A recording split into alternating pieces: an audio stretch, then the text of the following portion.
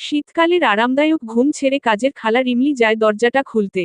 প্রতিদিন মধ্যরাতে কাঁচা ঘুম ভেঙে দরজা খুলতে হয় বলে মহিলা বেজায় বিরক্ত। মনে মনে গোজগোজ করতে করতে এগোন দরজাটা খুলতে। উপর থেকে জোবায়দা বেগম রাশভারী আওয়াজে ডাকেন, রিমলি। রিমলি পিছন ফিরে দেখে জোবায়দা বেগম নামছেন। জি আম্মা, তুমি যাও ঘুমাও, দরজা আমি খুলছি। রিমলি মাথা নাড়িয়ে চলে গেল। জোবায়দা বেগম গায়ে শালটা আরেকটু জড়িয়ে নিয়ে বাড়ির সদর দরজাটা খুলে দেন। বাইরে মদ খেয়ে মাতাল ঐক্যকে কোনোমতে ধরে রেখেছে ড্রাইভার, আর তার পিয়ে রবিন। ঐক্য টালমাটাল পায়ে দাঁড়িয়ে আছে। জোবায়দা বেগম শান্ত দৃষ্টিতে নিজের মাতাল ছেলের দিকে তাকিয়ে বলেন, ওকে নিজের রুমে নিয়ে যাও রবিন। রবিন সাই জানিয়ে ঐক্যকে ধরে ঘরে নিয়ে যায়। নিজের রুমের কিং সাইজের বিছানায় ঐক্যকে শুয়ে পায়ের জুতো খুলে দেয় রবিন। জোবায়দা বেগম ছেলেকে পরখ করে গম্ভীর গলায় বলে উঠেন, সারারাত মদ খেয়ে পড়ে থাকলে ব্যবসা সামলায় কখন? রবিন হঠাৎ কেমন করে বলে উঠে, ম্যাম কিছু একটা করুন, স্যার দিন দিন নিজেকে ধ্বংসের দ্বারপ্রান্তে নিয়ে যাচ্ছেন। এভাবে আর কতদিন?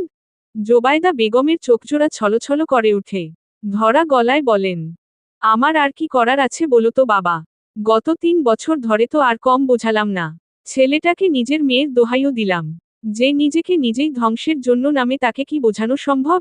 আমার আর কি করার আছে বলতে পারো? বলতে বলতে ঝোড়ো করে কেঁদে দেন জোবায়দা বেগম। জোবায়দা বেগমের আহাজারিতে রবিনের নিজেরও চোখে পানি জমে। ঐক্যর পিয়ে হিসেবে আজ রবিন 6 বছর যাবত আছে। ওয়াসিম চৌধুরীর মৃত্যুর পর মাত্র 23 বছর বয়সের যুবক ঐক্যকে বাবার রেখে যাওয়া ব্যবসার হাল ধরতে হয়।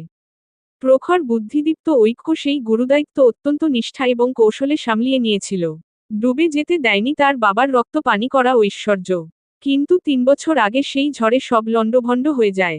ধূলিসাৎ হয়ে যায় ঐক্য নামক সেই দৃঢ় শক্তি যা এতদিন দুহাতে নিজের পরিবার, ব্যবসা সব আগলে রেখেছিল। সেই আকস্মাৎ ধাক্কাটা শক্ত মনের অধিকারী ঐক্য সামলিয়ে উঠতে পারেনি, ফলস্বরূপ নিজেই নিজেকে ধ্বংসের খেলায় মেতেছে। ম্যাম, জোবায়দা বেগম চোখের পানি মুছে বলেন, হ্যাঁ বলো রবিন। আমার মনে হয় স্যারকে আবার বিয়ে করানো উচিত। একজন মানুষের মায় ফের একবার পড়ে গেলে স্যার দেখবেন ঠিকই ধীরে ধীরে স্বাভাবিক হয়ে যাবেন। জোবায়দা বেগমকে ভাবুক দেখা গেল। রবিন ফের বলে উঠে, একটা নারী যদি একজন পুরুষকে ধ্বংস করতে পারে, তাহলে একজন নারীই পারে সেই পুরুষকে সঠিক পথে আনতে পারে। জোবায়দা বেগম থমকালেন কিছুটা, তিনি নিজেও ঐক্যর বিয়ের ব্যাপারে কয়েকদিন ধরে ভাবছেন। ওনার বয়স হচ্ছে, মানুষের মৃত্যুর ভরসা নেই। অন্তত একমাত্র ছেলেকে এই অবস্থায় রেখে তিনি শান্তিতেও মরতে পারবেন না। আর ম্যাম যার জন্য আজ স্যারের এই অবস্থা, সে তো দিব্যি ঘুরে বেড়াচ্ছে। তাহলে স্যার কেন ওই মেয়ের জন্য ধুকে ধুকে মরবেন? রবিনের কথায় জোবায়দা বেগম মনে মনে এক কঠিন সিদ্ধান্ত নিলেন। কাল সকালেই তিনি ঐক্যর সাথে এই ব্যাপারে কথা বলবেন। এবার ঐক্যর কোন না তিনি শুনবেন না। অনেক হয়েছে নিজের খেয়াল খুশি মতো চলা। এবার এসপার উসপার করেই তবে তিনি দম নিবেন। তোহা তুমি রাখো মাংসটা আমি রান্না করি।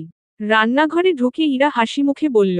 ইরার ছোট যা তোহা নিজের হাত কাজ থামালো না, থমথমে গলায় বলল, না দরকার নেই ভাবি, আপনার নাকি সব কিছুতেই গন্ধ লাগে। পরে আবার মা আমাকেই ঝাড়বেন।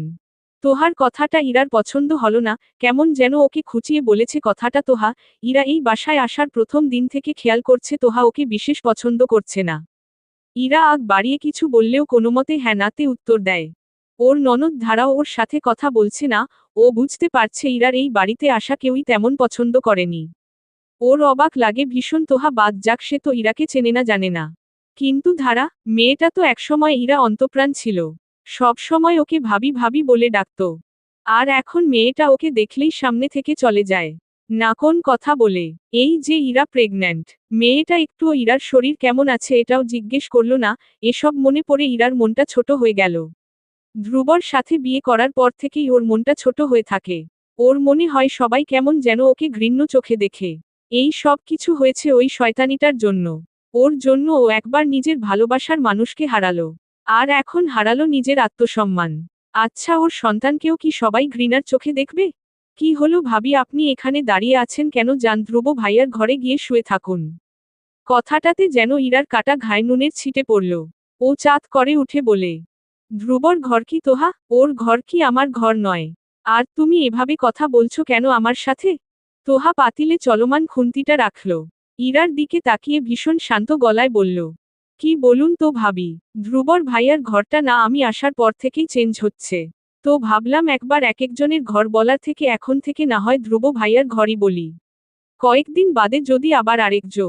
শ্যাট আপ তোহা, নিজের সীমানায় থাক। ভুলে যেও না আমি তোমার বড় যা। সম্পর্কে এবং বয়সে আমি তোমার বড়। এটা মাথায় রেখে আমার সাথে কথা বলবে। তোহা ঠোঁট বাঁকিয়ে হাসল। ইরার চোখে চোখ রেখে বলল, আপনি হয়তো অনেক বড় হতে পারেন, কিন্তু আপনার মন মানসিকতা না খুবই নিচু। না হলে কেউ একটা সোনার সংসার ভেঙ্গে খায়। তোহা, চিৎকার করবেন না একদম। আমি কি ভুল কিছু বলেছি? একটা মেয়ের থেকে স্বামী ছিনিয়ে মেয়েদের সমাজ কি বলে তা তো জানেনি। ইরা রাগে অগ্নিশর্মা হয়ে কিছু বলতে নিবে এমন সময় কেউ দরজায় দাঁড়িয়ে গম্ভীর গলায় বলে ওঠে, কি হচ্ছে এখানে? ধ্রুবর ডাকে জনেই ফিরে তাকায়। ইরা ধ্রুবকে দেখে নাকিস্বরে কেঁদে ওঠে। ধ্রুব, দেখো না তোমার ছোট ভাইয়ের বউ এসব আমাকে কি বলছে। ধ্রুব গমগমে আওয়াজে জিজ্ঞেস করল, কি হলো তোহা, তুমি কি বলেছ ইরাকে? তোহা ধ্রুবকে দেখেও দমে গেল না। আবৃত্তির সাথেও মাত্র 1 বছরের মতো ছিল। এই 1 বছরে মেয়েটা ওকে নিজের বড় বোনের মতো আগলে রেখেছিল। ও তো সংসারের কোন কাজ কিছুই পারত না। আবৃত্তি হাতে ধরে ওকে সব শিখিয়ে পড়িয়ে নিয়েছিল। এমন অনেক দিন গিয়েছে কাজ করতে গিয়ে তোহা কোন কিছু নষ্ট করলে আবৃত্তি নিজে সেই দোষ নিজের ঘাড়ে নিয়ে নিত। আর সেই বন্তুল্য মেয়েটার সাথে এত বড় অন্যায়ও মেনে নিতে পারছে না। ইরাকে যতবার ভারী পেটটা নিয়ে সারা বাড়িময় ঘুরতে দেখে ততবার আবৃত্তি আর আরশানের মুখটা ভেসে ওঠে, ওর শরীরটা চিরবির করে ওঠে। কি বলেছি সেটা নিজের স্ত্রীকেই জিজ্ঞেস করুন ভাইয়া। এই বলে তোহা চুলাটা বন্ধ করে গটগট পায়ে রান্নাঘর থেকে চলে গেল। আজ ওর শাশুড়ি বাড়ি নেই, তাই মনের সব ক্ষোভ ও প্রকাশ করতে পেরেছে। জানে এসব কথা ওর শাশুড়ির কানে ঠিকই পৌঁছে যাবে। কিন্তু তোহা সত্যি বলতে ভয় পায় না, আবৃত্তি হয়তো নরম বলে এরা পার পেয়ে গিয়েছে। কিন্তু ও আবৃত্তির মতো এতটা মহান নয় যে সব অন্যায় মুখ বুজে সহ্য করে নেবে। তোহা যেতেই ইরা চিৎকার করে বলে উঠে, দেখলে ধ্রুব, দেখলে তোমার ভাইয়ের বউয়ের ব্যবহার। ঘরে চলো ইরা, এখানে দাঁড়িয়ে সিন ক্রিয়েট করার কোন মানে হয় না। বাহ ধ্রুব বাহ, এখন আমি সিন ক্রিয়েট করছি? তুমি জানো এই মেয়েটা আমাকে কি বলেছে? বলেছে আমি নাকি ঘর ভাঙানি মেয়ে। ধ্রুব এ পর্যায়ে অতিষ্ঠ হয়ে যায়। এই কয়েকদিনের মানসিক টানাপোড়েন, হতাশা, গ্লানিবোধ, আরশানের সাথে বিচ্ছেদ সব মিলিয়ে ও এক প্রকার ট্রমায় চলে গিয়েছে। দুনিয়ার সব কিছু ওর কাছে অসহ্য লাগছে। অসহ্য লাগছে ওর ভালোবাসার বউ ইরাকেও। হঠাৎ ধ্রুব মুখ ফসকে বলে ফেলে, তো ভুল কি বলেছে? ইরা বজ্রাহতের ন্যায় ধ্রুবর মুখটার দিকে চেয়ে থাকে। কোনোমতে ঠোঁট নেড়ে স্তব্ধ স্বরে আওড়ায়, আমি ঘর ভাঙানি মেয়ে? তুমি এমন বলছো ধ্রুব? সব দোষ এখন আমার একার না? বলতে বলতে ইরার চোখ বেয়ে টপটপ করে পানি পড়ে। ধ্রুবর হুঁশ ফেরে, মুখ ফসকে ও কি বলে ফেলেছে মনে হতেই ইরাকে আগলে ধরতে নেয়। কিন্তু ইরা সেই সুযোগ না দিয়ে ধ্রুবকে ধাক্কিয়ে ঘরে ঢুকে দরজাটা বন্ধ করে দেয়। ইরা প্লিজ দরজাটা খোল। দেখ আমি তেমনটা বলতে চাইনি, শোন আমার কথা। কিন্তু ভেতর থেকে ইরার কোন সাড়া শব্দ নেই। ধ্রুবর হঠাৎ ভয় ভয় লাগতে শুরু করে। মেয়েটা আবার না নিজের সাথে কিছু করে বসে। তোহা এদের অবস্থা দেখে নিজের রুমের দরজার সামনে দাঁড়িয়ে মনে মনে হাসে। একটা পরিপূর্ণ পরিবার নষ্ট করে নিজের পরিবার গড়তে থাকা মেয়েটার শেষ পরিণতি ও দেখবে খুব আরামসে। কি হয়েছে আরশান, এখনো ঘুম আসছে না কেন তোমার বাবা? আরশান অস্ফুট স্বরে জিজ্ঞেস করে, পাপার সাথে কখন দেখা করব মাম্মাম? আবৃত্তি থমথমে গলায় বলল, পাপা কাজে আছে। সারা সন্ধ্যা থেকে এক প্রশ্ন করছো কেন? ঘুমাও। মায়ের বকুনি খেয়ে আরশান অন্য পাশে ফিরে গেল। ওর বাচ্চা মস্তিষ্কে কিছু তো একটা গোলমেলে আছে সেটা ধরতে পেরেছে। কিন্তু সেটা কি তার বাচ্চা মস্তিষ্কে ঢুকছে না। সকালে সূর্যের তীব্র আলোক রশ্মিতে ঘুমে বিঘ্ন ঘটে বিছানায় এলোমেলো শুয়ে থাকা ঐক্যর। জানালা দিয়ে আসা তির্যক রশ্মিতে ওর কপাল কুঁচকে গেল। বিরক্তিতে বিড়বিড় করে উঠে সে, উফ, জানালাটা কেউ একটু বন্ধ করো। আলো আসছে ভীষণ। আর কতক্ষণ ঘুমোবে? সকাল 7টা বাজতে চলল। নামাজ তো ত্যাগ দিয়েই ফেলেছ। জোবায়দা বেগমের গমগমে আওয়াজে ঐক্য চোখ ঢলে উঠে বসে। ঘড়ি দেখে কপাল কুঁচকে বলে, ও আফা এখনো উঠেনি, ওর তো ক্যারাতে ক্লাসের সময় হয়ে গিয়েছে। না এখনো উঠেনি। ঐক্য বিরক্তিকর গলায় বলল, উঠেনি কেন এখনো? ওর গভর্নেস এখনো আসেনি? জোবায়দা বেগম রাশভারী আওয়াজে বললেন, তা মেয়েটাকে কি একটু নিজ থেকে তুমি উঠিয়ে তৈরি করে দিতে পারো না? টাকার দিয়ে নিজের মেয়ের দায়িত্ব অন্য একজনের ঘাড়ে বর্তালেই বুঝি দায়িত্ব শেষ? ঐক্য কিছু না বলে চুপ করে থাকল। আসলে তার কিছুই বলার নেই। জীবনের এমন এক পর্যায়ে সে আছে, যেখানে কোন লক্ষ্য, উদ্দেশ্য কিছুই নেই। জোবায়দা বেগম শক্ত গলায় বলে উঠেন। আর কতদিন এসব চলবে ঐক্য? জানি না। এভাবে নিজেকে ধ্বংস করে কি পাচ্ছ তুমি বলো? ঐক্য উদাস চোখে জানালার বাহিরে কি যেন দেখছিল। জোবায়দা বেগমের প্রশ্ন শুনে ও হাসল। নিষ্প্রভ গলায় বলল, নিজেকে তিলে তিলে ধ্বংসের মধ্যেও একটা আলাদা সুখ আছে মা। এই ধ্বংস আমার অশান্ত হৃদয়কে শান্ত করে। কিন্তু তোমার সাথে সাথে যে তোমার আপনজনরাও কষ্ট পাচ্ছে ঐক্য। তাদের কি দোষ? বলো। ঐক্য কিছু না বলে উঠে দাঁড়িয়ে ওয়াশরুমের দিকে এগোলো। হঠাৎ জোবায়দা বেগম বলে উঠেন, আমি তোমার বিয়ের কথা ভাবছি ঐক্য। ঐক্যর চলন্ত পা যুগল থেমে যায়। হতবাক চোখ সে পিছন ফিরে মায়ের দিকে তাকায়। সকাল 6:30। চারদিকে এখনো ঘন কুয়াশাচ্ছন্ন। কুয়াশার আবরণে ঢেকে আছে সমস্ত গাছপালা। নেই কোথাও এক ফোঁটা রোদের কণা।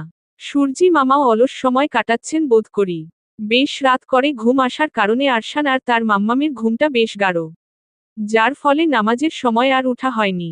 হঠাৎ পাশে থাকা টেবিলের উপর আবৃতির ফোনটা তারস্বরে বেজে ওঠে। আবৃতির ভারী ঘুমটা কিছুটা পাতলা হয়ে আসে। ঘুম কাতুরে আবৃতি কপাল কুঁচকে পাশ ফিরে আরশানকে জড়িয়ে ধরে আবার ঘুমিয়ে পড়ে, কিন্তু নাছোড়বান্দা যন্ত্রটা থামলে তো। ঘুমোঘুম চোখে টেবিল হাতড়ে আবৃতি ফোনটা নিল। না দেখেই রিসিভ করে, কানে ধরে ঘুম ঘুম কণ্ঠে বলো, হ্যালো। অপর পাশে থাকা ধ্রুবর বুকটা ধক করে উঠে আবৃতির ঘুম ঘুম মিষ্টি স্বরে। আজ প্রায় 6 দিন পর এই কণ্ঠটা ও শুনল। কিন্তু মনে হচ্ছে কত যুগ পেরিয়ে গিয়েছে ধ্রুব এই কণ্ঠ শোনেনি আর এই কণ্ঠের মালকিনকে দেখেনি। ধ্রুব ঢোক গিলে নিচু স্বরে বলল, কেমন আছো আবৃতি? আবৃতির পিলে চমকে উঠে। এতক্ষণের ঘুম কাতরতা কোথায় যেন ছুটে পালিয়ে গেল। ফোনটার সামনে এনে দেখে কল লগে ধ্রুব নামটা ভাসছে। বিছানায় বসে ও কতক্ষণ থম মেরে বসে রইল। এই সময়ে ধ্রুব নামক ব্যক্তি যে কিনা তার আর তার সন্তানের জীবনটা এক নিমিষেই ধ্বংস করে দিয়েছে, তার কলটা একদমই অপ্রত্যাশিত ছিল। ফোন থেকে অনবরত হ্যালো হ্যালো শব্দ ভেসে আসছে। আবৃতি ফোনটা আবার কানে চেপে ধরে নিরেট ঠান্ডা স্বরে জিজ্ঞেস করল, কেন ফোন দিয়েছেন? ওপাশের ধ্রুব থমকালো কিছুটা আবৃতির এমন ঠান্ডা আওয়াজে। ইতস্ততভাবে বলল, তুমি, মানে আরশান কেমন আছে? আবৃতি সাবলীল ভাবেই বলল, আলহামদুলিল্লাহ খুব ভালো আছে। ধ্রুব কি বলবে ভেবে পেল না। ও বসে আছে নিজেদের বাড়ির লনের একপাশের দোলনায়। কাল রাতে এত ধাক্কাধাক্কির পরেও ইরা দরজাটা খোলেনি। ধ্রুব জানে ইরা খুব জেদি। পুরো রাত যে আর দরজাটা খুলবে না ও জানত। তাই তো বিক্ষিপ্ত মন নিয়ে ও রাত থেকে এখানে এসে বসে আছে। হঠাৎ করে ওর ভীষণ খারাপ লাগা শুরু করছিল। মনে হচ্ছিল দম আটকে এই বুঝি মরে যাবে। কি করবে, কি করলে মনটা একটু শান্তি পাবে কুল খুঁজে পাচ্ছিল না। আগে পিছে কিছু না ভেবে ঘোরের মধ্যেই আবৃতিকে এত সকালে ফোন করে বসল।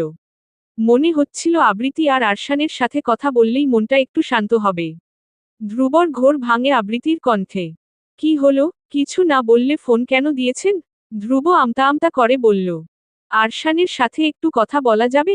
আবৃতি কপাল কুঁচকে ঘড়ি দেখল। সকাল 6:45 বাজে। এত সকালে ধ্রুব যে আরশানের সাথে কথা বলার জন্য ফোন করেনি এটা বুঝতে অসুবিধে হওয়ার কথা না। কেননা ধ্রুব জানে এত সকালে আরশান ঘুমে থাকারই কথা। তাহলে আরশান ঘুমোচ্ছে। আপনি বিকেলে ফোন করলে ওকে পাবেন। আচ্ছা রাখছি এখন। এই বলে ধ্রুবকে কিছু বলার সুযোগ না দিয়ে আবৃতি খট করে লাইনটা কেটে দিল। আর ধ্রুব হতাশ চিত্তে ফোনটা হাতে নিয়ে বসে রইল। আজ নিজের ছেলেটার সাথে কথা বলতে ওকে অপেক্ষা করতে হবে। মন চাইলে আর আরশানকে ছোঁয়া যাবে না, আদর করা যাবে না। শুধুই কি আরশান, অবচেতন মনে ওর কি আবৃতির জন্য বুকটা কি একটু হলেও পুড়ছে না? ধ্রুবর ইচ্ছে করছে সবকিছু ছেড়ে ছুড়ে দূরে কোথাও চলে যেতে। যেখানে ওকে মন মস্তিষ্কের এই দ্বন্দ্বে ধুকে ধুকে মরতে হবে না। ঐক্য কিছুক্ষণ হতবুদ্ধের ন্যায় জোবায়দা বেগমের পৌর সুশ্রী মুখটায় ড্যাব ড্যাব করে চেয়ে থাকে। ঐক্যর অমন দৃষ্টি দেখে জোবায়দা চৌধুরী গলা খাকারি দিয়ে বললেন, কি, এভাবে দেখে কিছু হবে না? এবার তোর কোন বারণ শুনছি না আমি। অনেক হয়েছে নাটক। ঐক্য নিজেকে সামলে নিয়ে গম্ভীর গলায় বলল, আম্মু আমি তো আপনাকে অনেকবার বলেছি আমি আর বিয়ে করতে চাই না। জোবায়দা চৌধুরী থমথমে মুখে বললেন, কেন বিয়ে করতে চাও না তুমি? একটা কারণ বলো। ধ্রুব ভাবলেশীন গলায় বলল, এমনি। জোবায়দা চৌধুরী এবার নিজের মেজাজ হারিয়ে ধমকে বললেন, ঐক্য একটা মেয়ে তোমার জীবনে ক্ষণিকের সুখ হয়ে এসেছিল। এখন সেই হারিয়ে ফেলা ক্ষণিকের সুখের তরে তুমি নিজের জীবনটা এভাবে বরবাদ করতে থাকবে? ঐক্যর মুখের রং বদলে যায় জোবায়দা চৌধুরীর কথাটা শুনে। আম্মু প্লিজ, এসব পুরনো কথা এখন তুলবেন না প্লিজ। আর আপনাকে কে বলেছে আমি তার জন্য বিয়ে করছি না? তাহলে বিয়ে করতে রাজি হচ্ছ না কেন বলো? ঐক্য অন্যদিকে মুখ ফিরিয়ে আনমনে বলে উঠে, আম্মু আমি চাই না আমার কলিজাটা সৎমায়ের অনাদরে বড় হোক। আমি ওর জন্য যত যাই করি। কিন্তু ওয়াফা সবসময় তো আমার সামনে বা আমি ওর পাশে থাকব না। তখন আমার অগোচরে ও সৎমায়ের অত্যাচারে পিষ্ট হবে এমনটা আমি কখনোই হতে দেব না। আমার আম্মাজানি আমার জীবনের একমাত্র প্রায়োরিটি। আর সারা জীবন ওই থাকবে। জোবায়দা চৌধুরী ঐক্যকে টেনে নিজের দিকে ফেরালেন। ছেলের অসহায় পিতৃসুলভ চোখের দিকে তাকিয়ে নরম সুরে বললেন, বাবা যদি ওয়াফাকে সত্যিকার অর্থেই কেউ নিজের সন্তানের মতো করে আগলে নেয় তখন? ঐক্য মায়ের চোখের দিকে তাকিয়ে হাসল। বলল, এমন কেউ এই দুনিয়াতে নেই আম্মু, যেখানে নিজের আপন মাই দুধের সন্তানকে ছেড়ে চলে যেতে পারে। সেখানে আপনি ওর জন্য ভালো সৎমা খুঁজে আনবেন? হাস্যকর। জোবায়দা বেগম অনর গলায় বললেন, হ্যাঁ আনব। দুনিয়াতে কোথায় না কোথাও এমন কেউ নিশ্চয়ই আছে, যে কিনা আমার দাদুম্মিকে ঠিক মায়ের মতোই আগলে নেবে। ঐক্য অকপটে বলল, তবে সেদিন না হয় বিয়ের কথা ভাবব, এখন এই বিষয় বাদ দিন। ওয়াফার স্কুলের দেরি হচ্ছে, আমার ওকে ঘুম থেকে তুলতে হবে। এই বলে ঐক্য ওয়াশরুমের দিকে চলে গেল। জোবায়দা চৌধুরী ওর যাওয়ার পানে তাকিয়ে বিড়বিড় করে বলেন, দেখিস বাবা, আল্লাহ তোকে আর তোর মেয়েকে আগলে রাখার জন্য কাউকে ঠিকই মিলিয়ে দেবেন, যে তোর জীবনটা আবার রাঙিয়ে দেবে। আমার মা হারা নিষ্পাপ নাতনি একজন মা ঠিকই পাবে, এ আমার বিশ্বাস। মাম্মাম নতুন স্কুলে কি হোয়াইট কালার ড্রেস? আবৃতি আরশানের গলার টাইয়ের নট বাঁধতে বাঁধতে বলল, হ্যাঁ বাবা, আগের স্কুলের ড্রেসটা অনেক সুন্দর ছিল। স্কুলের ড্রেস একটা হলেই হয়। মাম্মাম পাপা দিয়ে আসবে না? আবৃতি আরশানের মুখের দিকে তাকিয়ে বলল, না আরশান, আমি দিয়ে আসবো, না হলে তোমার মামু, তোমার পাপার কাজ আছে, সে আর পারবে না। আরশান মুখটা ভার করে ফেলল। আবৃতি দেখেও কিছু বলল না। আহান রেডি হয়ে আবৃতিকে তাড়া দিল। ওদের নামিয়ে আবার ওকে হসপিটালের জন্য ছুটতে হবে। আরশানের ব্যাগ এক হাতে নিয়ে আরেক হাতে ওকে নিয়ে মায়ের কাছ থেকে বিদায় নিয়ে বের হয়ে গেল ওরা। স্কুলে গেইটের কাছে আহানের বাইকটা ব্রেক কষল। ঠিক সেই সময় বিপরীত রাস্তা ধরে একটা কালো রঙের কার এসে গেইটের সামনে দাঁড়ালো। কার থেকে একটা লোক বের হয়ে পেছনে দরজা খুলে দিল। ভেতর থেকে সুটবুট পরা ঐক্য বের হলো। চোখে কালো রোদচশমাটা পরে নিয়ে কার থেকে ওয়াফাকে কোলে নিয়ে গটগট পায়ে হাঁটা ধরল। সাবের হাতে ওয়াফার ব্যাগ নিয়ে ঐক্যর পেছনে পেছনে এগোলো। হঠাৎ ঐক্যর চোখ আবৃতিদের দিকে পড়ে। ঐক্যর সাথে চোখাচোখি হওয়ায় আবৃতি সংকোচে চোখ নামিয়ে নিল। ওয়াফা ড্যাব ড্যাব করে আবৃতির দিকে তাকিয়ে আছে। আবৃতি ইতস্তত পায়ে হাঁটা ধরল। ইস পাকা মেয়েটা ওইদিন ওকে কি বিব্রতকর অবস্থায় না ফেলেছিল। হঠাৎ পেছনে থেকে ওয়াফার চিৎকার শোনা যায়, ওমা সুইটি আন্টি, তুমি আমার সাথে কথা না বলে যাচ্ছ কোথায়? ঐক্যর কোল থেকে মুচড়িয়ে নেমে ওয়াফা দৌড়ে এসে আবৃতির ওড়নার কোনা টেনে ধরে হাঁপাতে হাঁপাতে বলল। আবৃতি ভীষণ রকম বিব্রত হল। আচ্ছা মুশকিল তো, এই অতি পাকনি মেয়েটা তো ওর পিছুই ছাড়ছে না। ঐক্য চোখ মুখ কুঁচকে দাঁড়িয়ে আছে। বোঝাই যাচ্ছে মেয়ের কাণ্ডে সে বেশ বিরক্ত। আম্মাজান কি হচ্ছে এসব? তোমার ক্লাসের দেরি হচ্ছে। আহান ওয়াফার দিকে তাকিয়ে হেসে বলে, হাই কিউটি, কেমন আছো তুমি? ওয়াফা ঠোঁট এলিয়ে হেসে বলে, fine uncle. How are you? আমিও খুব ভালো আছি। ওয়াফার চোখ হঠাৎ আহানের হাত ধরে মুখ ফুলিয়ে রাখা আরশানের দিকে যায়, যে কিনা সরু চোখে ওয়াফার দিকে এতক্ষণ তাকিয়েছিল। অমনি কালকের ঘটনাটা ছোট্ট ওয়াফার মনে পড়ে মাথাটা দপ করে জ্বলে উঠে। ওয়াফা এক প্রকার তেড়েমেড়ে গিয়ে আঙুল উঁচিয়ে শাসিয়ে বলে, এই দুষ্টু ছেলে, তুমি কাল আমার চুল টেনে দিয়েছিলে কেন? আরশান নাক ফুলিয়ে বলল, তুমি আমার মাম্মামের কোলে উঠেছিলে কেন? তোমার কি মাম্মাম নেই? আবৃতি ধমকে উঠে আরশানকে, এসব কেমন কথা আরশান? ওর মাম্মাম থাকলেই কি ও আর কারো কোলে চড়তে পারবে না? মায়ের ধমক খেয়ে আরশান। এদিকে আরশানকে ধমক খেতে দেখে ওয়াফা খিলখিল করে হেসে ওঠে। হাততালি দিয়ে লাফিয়ে লাফিয়ে বলে, একদম ভালো হয়েছে, একদম ভালো হয়েছে। দুষ্ট ছেলে বকা খেয়েছে। এদিকে ঐক্য কপাল চাপড়ালো। এই মেয়েকে নিয়ে আর পারা যাচ্ছে না। ঐক্য নিজের আহ্লাদী মেয়েকে কোলে তুলে নিল। আবৃতি আর আহানকে লক্ষ্য করে ভরাট গলায় বলল, ওয়াফার পক্ষ থেকে সরি। আহান হেসে বলল, ইটস ওকে স্যার, সরি বলার কিছু নেই। বাচ্চাদের কাণ্ডকারখানা, ওদের কাণ্ডের এত বিচার করতে নেই। বাচ্চা দুটোর হুলস্থলের মধ্যেই স্কুলের ঘণ্টা বেজে ওঠে। আর ইস্তফা দিয়ে স্কুলে ঢুকে গেল। আবৃতি আরশানকে নিয়ে অফিস রুমের দিকে গেল। আর ঐক্য ওয়াফাকে ক্লাসে বসিয়ে মেয়ের গালে দুটো চুমু খেয়ে বলল, আম্মাজান একদম দুষ্টুমি করবে না কিন্তু। আর লাঞ্চ বক্স কিন্তু পুরোটা ফিনিশ করা চাই। তাহলে পাপা তোমাকে ছুটির শেষে পিৎজা খেতে নিয়ে যাবে। ওয়াফা পাপার কথা শুনে আনন্দে ফেটে পড়ে। পাপা সত্যি? সত্যি আম্মাজান। আমরা ঘুড়িও করব? হ্যাঁ মা, নিজের খেয়াল রাখবে। কোন সমস্যা হলে মিসের ফোন থেকে পাপাকে কল করবে। এখন পাপা অফিসে যাই। বাই। By papa. ক্লাস শুরু হলে হেডমিস আরশানকে ক্লাসে নিয়ে আসেন। আরশানকে নিজের ক্লাসে ঢুকতে দেখে ওয়াফা মনে হয় দিনের বেলায় ভূত দেখার মতো চমকে ওঠে। বাচ্চারা সবাই আরশানকে হ্যালো বলে স্বাগত জানায়। সবার সাথে আরশানের পরিচয় করিয়ে দিয়ে হেডমিস আরশানকে সামনের বেঞ্চের ওয়াফার পাশে বসতে বলেন। আরশান মুখটা গম্ভীর রেখে ওয়াফার পাশে একদম টেবিলের একদম কোনায় গিয়ে বসে। ওয়াফা গোলগোল চোখে বড়দের মতো গম্ভীর মুখ করে রাখা আরশানের দিকে তাকায়, ক্লাস মিসের অগোচরে ফিসফিসিয়ে জিজ্ঞেস করে, এই ছেলে তুমি আমার ক্লাসে কি করছো? আরশান বেশ ভাব নিয়ে বলে, কেন ক্লাস কি তুমি কিনে নিয়েছ? আরশানের দিকে উৎসুক চোখে তাকিয়ে থাকা ওয়াফা থতমত খেয়ে বলে, তুমি তো ছোট, তুমি তো নার্সারি পড়বে, ওয়ানের ক্লাসে কি করছো? ওয়াফার এত প্রশ্নে আরশান বিরক্ত হয়ে বলে, কে বলেছে আমি ছোট? ছোট তো তুমি। 5 ইয়ার্স ওল্ড। আর আমার মাম্মাম আমাকে এখানে ভর্তি করিয়েছে। তুমি চুপ করো তো, তুমি অনেক কথা বলো। আরশানের ধমক খেয়ে ওয়াফা মুখ ফুলিয়ে বসে থাকে। ও এই দুষ্ট ছেলেটার সাথে কখনো ফ্রেন্ডশিপ করবে না। চকোলেটও শেয়ার করবে না কখনো। মেয়ের বয়স 30। হোক ঐক্যর থেকে 1 বছরের বড় সমস্যা কি? একটা নামি দামি প্রাইভেট ইউনিভার্সিটির লেকচারার। বনেদি বংশ। দেখতেও সুন্দরী। ভাবি দেখো ঐক্যর খুব পছন্দ হবে। ইয়া বড় একটা মিষ্টি মুখে পুরে গদগদ হেসে কথাটা বলেন ঐক্যর বড় ফুফু ওয়াহিদা চৌধুরী। মিসেস জোবায়দা চৌধুরী পাত্রীর ছবিটা সেন্টার টেবিলের উপর রাখেন। চোখের চশমাটা খুলে হাতে নিয়ে চিন্তিত সুরে বলেন, কিন্তু ওয়াহিদা আমি চাইছিলাম ঐক্যর জন্য বিধবা বা ডিভোর্সি কোনো মেয়ে দেখতে। ঐক্যর ফুফুর চিবোতে থাকা মুখটা হঠাৎ থেমে গেল। কোনোমতে মিষ্টিটা গিলে নিয়ে অবাক গলায় তিনি বললেন, ভাবি কি বলছো এসব তুমি? যেখানে আমার ভাতিজাকে বিয়ে করার জন্য অবিবাহিত মেয়েরা বসে আছে সেখানে তুমি যেচে পড়ে ওর জন্য বিধবা, ডিভোর্সি মেয়ে খুঁজছ কোন দুঃখে? জোবায়দা বেগম মুখ খুলে কিছু বলবেন কিন্তু ঐক্যর ফুফু আবার বলে উঠেন, আর শোনো ভাবি, তোমার যদি নিতান্তই ডিভোর্সি বা বিধবা মেয়ে ছেলের বউ করার ইচ্ছে থাকে তাহলে বন্ধা বা যার আগের ঘরের কোন সন্তান নেই এমন কাউকে দেখো। না হলে আমার নাতনিটার অযত্ন হবে। এরা সারাক্ষণ নিজের সন্তান নিয়েই ব্যস্ত থাকবে। জোবায়দা বেগম আনমনে বললেন, সেটাই তো আমার আসল চিন্তা ওয়াহিদা।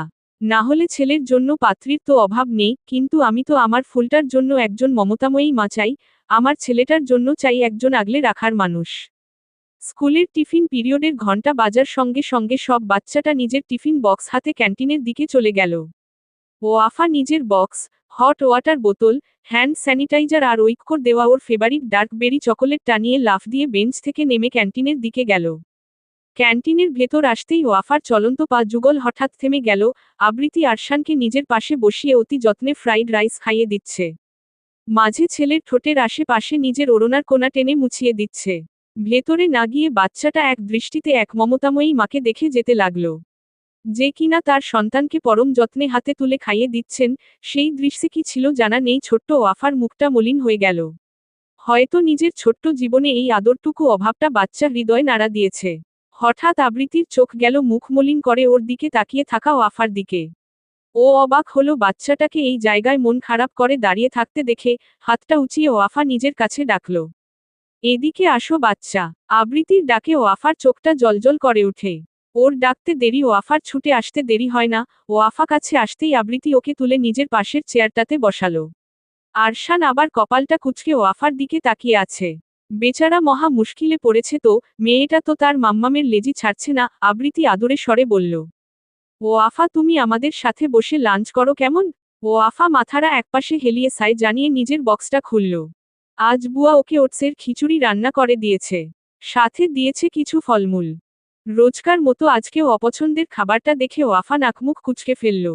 আজ আবার পাপা এসব পচা খাবার দিয়েছে টিফিনে।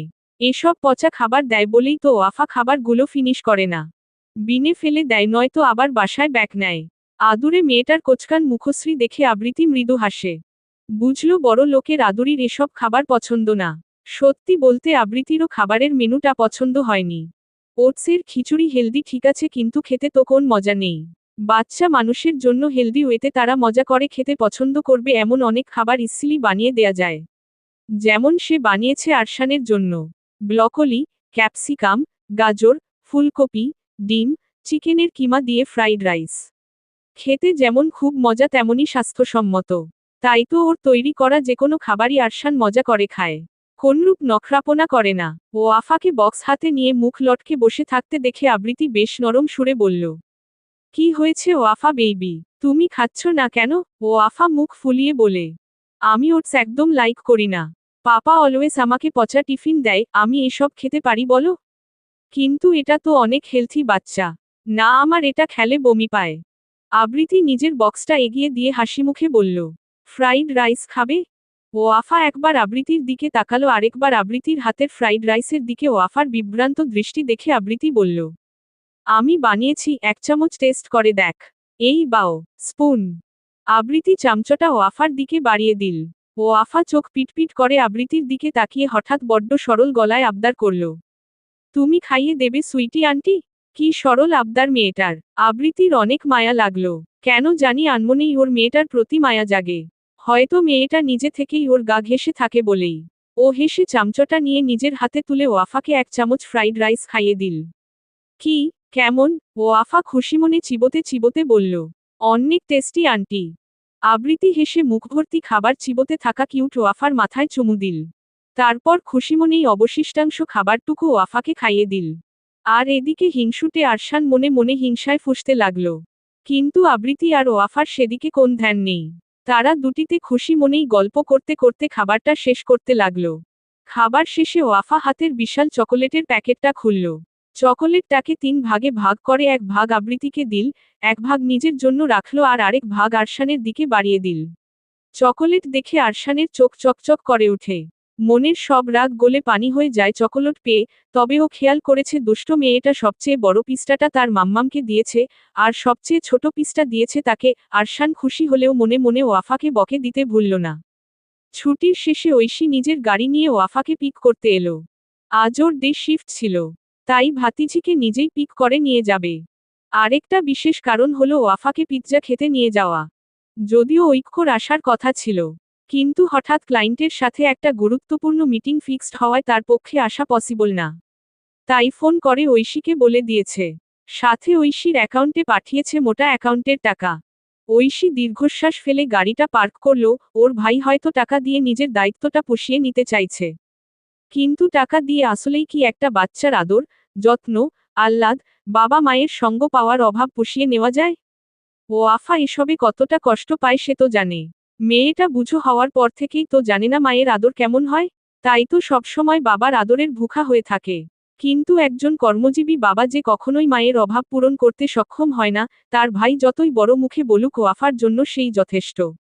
কিন্তু এই এখন উৎসুক নয়নে পাপার আশায় বসে থাকা ওয়াফা যখন দেখবে তার পাপা প্রতিবারের মতো এবারেও তার কথা রাখতে পারেনি, তখন নিষ্পাপ বাচ্চাটার মনের অবস্থা কি হবে? পিপ্পিকে দেখে খুশি তো হতে পারবে না। এসব ভাবতে ভাবতে ঐশী স্কুল এরিয়ার ভেতর ঢুকল। একই সময়ে আহানের বাইকটাও স্কুলের সামনে থামল। আবৃতি জানিয়েছে আরশানের স্কুল ছুটি হতে আর বেশি দেরি নেই। ও আর ভেতরে গেল না, বাইরে দাঁড়িয়ে অপেক্ষা করতে লাগলো ওদের জন্য। আহান ঠিক করেছে আজ বোন আর ভাগ্নেকে একটু ঘুরিয়ে আনবে। আবৃতির মনের অবস্থা ভালো নেই। একটু ঘুরলে মনটা ফ্রেশ হবে। এরই মধ্যে স্কুলের ছুটির বেল বেজে ওঠে। বাচ্চাটা কেউ কেউ একা একা, কেউ বা নিজেদের পেরেন্টসদের হাত ধরে সারি সারি বের হয়ে এলো। আরশান আর আবৃতি বের হয়ে আসলে আহান এগিয়ে গিয়ে টুক করে আরশানকে কোলে তুলে চুমু খেল। আবৃতি পাশে দাঁড়িয়ে মামা ভাগ্নের আহ্লাদীপনা দেখল। আহান জিজ্ঞেস করল, কেমন স্কুল কাটলো আমার বাবাটার? কিন্তু এই দৃশ্যে যেন কারো পায়ের তলার জমিন কেঁপে উঠল। ঐশীর যেন মাথা ঘুরে ওঠে আহানকে আবৃতি আর আরশানের সাথে দেখে। কানে বেজে চলেছে বাবা শব্দটি। কখন যে চোখ বেয়ে একফোঁটা জল টুপ করে মাটিতে গড়িয়ে পড়ল টের পেল না। কোন এক অদৃশ্য তলোয়ার যেন ঐশীর হৃৎপিণ্ডটাকে বিদীর্ণ করে বের হয়ে গেল। ঠিক সেই রকম যন্ত্রণা এই মুহূর্তে ওর অনুভব হচ্ছে। মনে হচ্ছে নিঃশ্বাস বন্ধ হয়ে এই বুঝি মরেই যাবে, যেই মানুষটাকে ও দীর্ঘ 4 বছর যাবৎ অন্তরের মণিকোঠায় অতিযত্নে লালিত করে আসছে। যাকে সঙ্গোপননে ও নিজের আত্মা সঁপেছে। আজ তাকে এই রূপে ঐশী মানতে পারছে না। টলমলে নেত্রে ঐশী তাকিয়ে দেখে একটা পুতুলের মতো বাচ্চাকে কোলে নিয়ে খানিক চুমু খাচ্ছে আহান খন্দকার। আচ্ছা, তাহলে আহানের চোখের ভাষা, ইশারায় প্রেম ওসব কি ছিল তবে? যার বধূ হওয়ার স্বপ্ন একজন তরুণী রোজ দেখে। হঠাৎ ঐশীর হাত ধরে থাকা ওয়াফা হুট করে তার হাত ছাড়িয়ে দৌড় মারে। এতক্ষণ বিষাদ বিভ্রমে ডুবে থাকা ঐশীর হুঁশ ফিরে তড়িৎ। ও আতকে উঠে ডাকে, ওয়াফা মামুনি, কোথায় যাচ্ছ? কিন্তু ততক্ষণে ওয়াফা তার কাঙ্ক্ষিত লক্ষ্য তার সুইটি আন্টির কাছে পৌঁছে গিয়েছে। আবৃতি ওয়াফাকে দেখে হেসে কিছু বলবে কিন্তু ঐশীর চিৎকারে সবাই ভ্রু কুঁচকে আগত শব্দ উৎসের দিকে তাকায়। আহান ঐশীকে এখানে দেখে অবাক হয়ে তাকিয়ে রইল। নিজের একটু বেশি প্রিয় ছাত্রীটাকে এখানে এই সময় আশা করেনি যে। ঐশী এগিয়ে এসে ওয়াফাকে একটু কঠোর গলায় বলল, ওয়াফা, এভাবে কাউকে দেখলেই ছুটে আসতে হবে? যদি পড়ে গিয়ে ব্যথা পেতে, তাহলে তোমার পাপাকে কি জবাব দিতাম আমি? আবৃতি অবাক হল, তাহলে এই মেয়েটা ওয়াফার মা? কিন্তু মেয়েটাকে অনেক ছোট মনে হচ্ছে না? আবৃতির ভাবনার মধ্যেই ওয়াফা ঐশীর হাত ধরে টেনে আবৃতিদের কাছে নিয়ে আসে। গদগদ সুরে বলে, পিপ্পি দেখ, তোমাকে বলেছিলাম সুন্দরী আন্টিটার কথা। এই সেই সুইটি আন্টি। আর এ হচ্ছে সেই দুষ্ট ছেলেটা যে আমার চুল টেনে দিয়েছিল ওই দিন। এতক্ষণ ভদ্র হয়ে মামুর কোলে চড়ে থাকা আরশান চোখ বড় বড় করে তাকালো। এই মেয়েটা ওকে অপমান করল? ওয়াফার কথায় আবৃতি ফিক করে হেসে দিল। কিন্তু আবৃতি সুশ্রী মুখ আর নজরকাড়া হাসিটা কেন যেন ঐশীর ভালো লাগলো না। রোষ আর যন্ত্রণার তোরে বুদ্ধিমতী ঐশী এটাও খেয়াল করল না আহান আর আবৃতির সাদৃশ্যপূর্ণ চেহারা যুগল। আহান আর চোখে এক দৃষ্টিতে ঐশীর আপাদমস্তক দেখে চলেছে চোখে অপার মুগ্ধতা নিয়ে। হঠাৎ আহানের সাথে চোখে চোখ পড়লেও ঐশী নির্লিপ্ততা ভূমিকা পালন করল। আবৃতির দিকে হাত বাড়িয়ে দিয়ে বলল, মাইসেলফ ঐশিতা চৌধুরী, ওয়াফা, শ আন্ট। আবৃতি মনে মনে নিজেকে বকে দিল, মেয়েটাকে কিনা ও ওয়াফার মা বানিয়ে দিয়েছিল। ও নিজেও আন্তরিক হেসে জবাব দিল, আমি আবৃতি, আরশানের মা। আর ও আহানকে ইশারা করে পরিচিত করাতে নেবে। কিন্তু আবৃতির পুরো কথা সম্পূর্ণ হওয়ার আগেই ঐশী আহানের দিকে তাকিয়ে কাটকাট গলায় বলে, আমি চিনি ওনাকে। আহান হাসল। আবৃতি অবাক হয়ে বলল, আপনি আহানকে চিনেন? বাট কিভাবে? উনি আমার সিনিয়র ডক্টর। ওমা, তাই নাকি? তাহলে তো আপনারা পূর্ব পরিচিত। আহান হেসে মাথা দোলালো, বলল, তাহলে তুমি ওয়াফার ফুপি? এই জন্যই তো বলি ওয়াফা মামুনি এত দুষ্ট কার মতো হয়েছে। ঐশীর চোখজোড়া ছলছল করে উঠল। এই কথাগুলো এখন বিষের মতো লাগছে। হঠাৎ আরশান বিরক্তিকর গলায় বলল, মামু চলো না। তুমি না জয়ল্যান্ড নিয়ে যাবে আমাকে? চলো না। ঐশী চমকে আরশানের দিকে তাকালো। কি বলল বাচ্চাটা? মামু না? ঐশী দ্বিধান্বিত চোখে একবার আরশান তো আরেকবার আহানের দিকে তাকালো। দুরু দুরু বুকে নিশ্চিত হতে শুধালো, সারা নি, আই মিন আপনি আরশানের মামা? আহান হেসে আরশানের গালে একটা চুমু খেয়ে বলল, হ্যাঁ, আমি আরশানের একমাত্র মামা। যেমন আপনি ওয়াফা মামনির একমাত্র পিপ্পি। তাই না ওয়াফা মামুনি? ওয়াফা দ্রুত উপরনিচ মাথা দোলালো। এদিকে ঐশীর শরীরটা কাঁপতে লাগলো। মনে হলো বুক থেকে বড় কোন পাথর সরে গিয়েছে এইমাত্র। নিজের হঠকারী চিন্তা আর অজ্ঞতাকে নিয়ে মনে মনে বেশ লজ্জিত হল। এদিক ওদিক তাকিয়ে নিজেকে খানিকটা স্বাভাবিক করে আবৃতিকে জিজ্ঞেস করল, স্যার, তাহলে আপনার আপন ভাই? আবৃতি মুচকি হেসে বলল, আহান আমার যমজ ভাই। হ্যাঁ। অবাক চোখে ঐশী আহান আর আবৃতি দেখল। এতক্ষণে ও উপলব্ধি করল কত বড় উন্নত প্রজাতির একটা গাধা সে। আহান আর আবৃতির চেহারার মিল দেখে যে কেউ বলতে পারবে এরা আপন ভাই বোন। আর সে কিনা পাগলের মতো কি নাকি ভেবে নিয়েছিল, ছিছি। ঐশী বোকার মতো মাথা চুলকে হেসে বলে, আপনারা বোধহয় কোথায় ঘুরতে যাচ্ছেন না? হ্যাঁ, আরশানকে একটু সাফারি পার্ক থেকে ঘুরিয়ে আনবো ভাবছি। পিপ্পি, আমিও যাব। আমিও যাব। সুইটি আন্টি আমাকেও পিপ্পি আজকে ঘুরু ঘুরু করাবে। আহান এক ভ্রু উঁচিয়ে বলে, তাই নাকি? তো মিস ঐশী যাবেন নাকি আমাদের সাথে? ঐশী বুঝি আহানের সাথে সময় কাটানোর সুযোগটা ছেড়ে দেবে? এও সম্ভব? আহানের সাথে সময় কাটানোর জন্য যে সবসময় আহানের শিফটের ব্যাচে ক্লাস করে সে নাকি এত সুন্দর একটা অফার ছেড়ে দেবে? আচ্ছা, যেহেতু একটু ঘোরাঘুরি করব, তাহলে একসাথেই যাই। ওয়াফা আনন্দে হৈ হৈ করে উঠে। আবৃতিকে পেয়ে তার পাপা না আসার আক্ষেপ সে ইতোমধ্যে ভুলে বসেছে। না হয় আজ মহারানী সারাদিন মুখ ফুলিয়ে থাকতেন। আরশান নাক কুঁচকে বলল, মামু চলো না, দেরি হয়ে যাচ্ছে তো। ঐশী সংকোচে বলে, কিছু না মনে না করলে সবাই আমার গাড়িতে যাবেন? তাহলে একসাথে যেতে পারতাম। কিন্তু আহানের বাইক? আহান ধিমি স্বরে বলে, সমস্যা নেই, আমি জুবায়েরকে কল করে দিচ্ছি, ও এসে নিয়ে যাবে। তোমরা সবাই গাড়িয়ে গিয়ে বসো। জুবায়ের কলেজ মোড়েই আছে, 2 মিনিট লাগবে আসতে। আহানের কথামতো সবাই ঐশীর গাড়িতে দিকে যায়। ঐশী পারে না আনন্দে ওয়াফার মতো লাফাতে। আজ সে আহানের সাথে ইচ্ছেমতো সময় কাটাবে। ভাবতেই শরীরটা কাটা দিল। গাড়ির কাছে আসতে আরশান বলে, আমি মামুর কোলে বসবো। ঐশী হেসে আবৃতিকে বলে, আপু আপনি তাহলে পিছনে বসুন। আবৃতি মাথা নাড়িয়ে গাড়িতে উঠে বসল। ওয়াফা হরবর করে বলে, আমি সুইটি আন্টির সাথে বসবো। বলে আর অপেক্ষা না করে একদম আবৃতির পাশ ঘেঁষে বসে পড়ল, পারলে ওর কোলেই উঠে যায়। ঐশী ড্রাইভিং সিটে বসে অপেক্ষা করতে লাগলো নিজের কাঙ্ক্ষিত সহযাত্রীর। নিজের বাইকটা চাচাতো ভাই জুবায়েরকে বুঝিয়ে দিয়ে আহান গাড়ির ফ্রন্ট ডোর খুলে সহজভাবেই ঐশীর পাশে বসল। কিন্তু বেচারি ঐশী এতেই কুপোকাত। আহান অমায়িক হেসে বলে, যেহেতু লাঞ্চ টাইম হয়ে গিয়েছে, আগে লাঞ্চটা কোন রেস্তোরাঁয় সেরে ফেলা যাক। কি বলো? ঐশী ঈষৎ হেসে বলল, গুড আইডিয়া স্যার। তারপর ঐশীর 4 চাকার যানটি ছুটল ওদের গন্তব্যের উদ্দেশ্যে। দীর্ঘ 2 ঘন্টার বিরতি নিজের কেবিনে ঢুকল ক্লান্ত, পরিশ্রান্ত ঐক্য। হাতের কোটটি একপ্রকার ছুঁড়ে ফেলল অদূরের ডিভানে।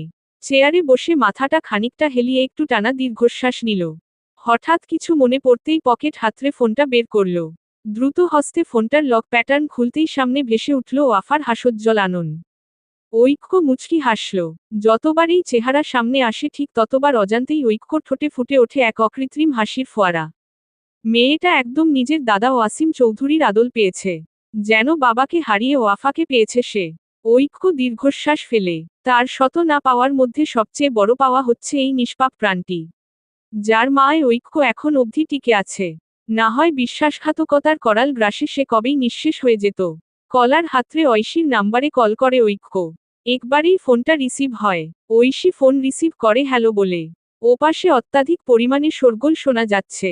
ঐক্য ভুরু কুঁচকে জিজ্ঞেস করে, ঐশী তোরা কোথায় আছিস? এত আওয়াজ কেন?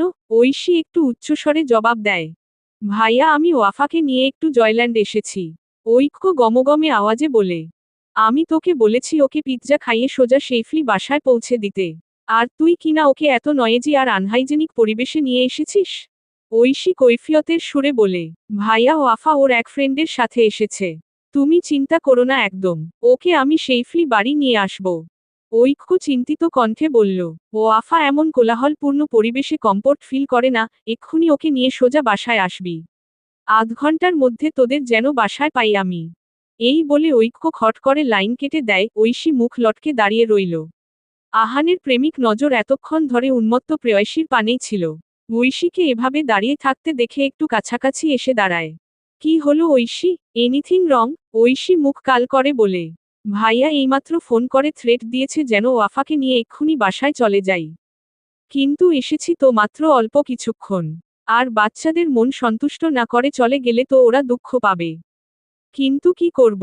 ভাইয়া খুবই রাগী। কথার হেরফের হলে আজ আর রক্ষে নেই।